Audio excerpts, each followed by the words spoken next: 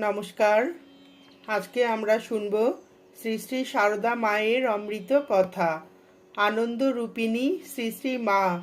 লিখেছেন নলিনী রঞ্জন চট্টোপাধ্যায়। আনন্দে আনন্দময়ীর খাস তালুকে বসত করেন শ্রীরামকৃষ্ণ। তাই যেখানে তিনি সেখানেই আনন্দ। কামারপুকুরের পর্ণকুঠির থেকে কাশীপুরের বাগানের অট্টালিকা, সেই আনন্দময়তার ইতিহাস। দক্ষিণেশ্বরের গঙ্গার ধারের ঘরখানিতে প্রত্যহ আনন্দের হাট বাজার বসে যেত। গান, অভিনয়, রঙ্গরস, নৃত্য তার নিত্য সঙ্গী।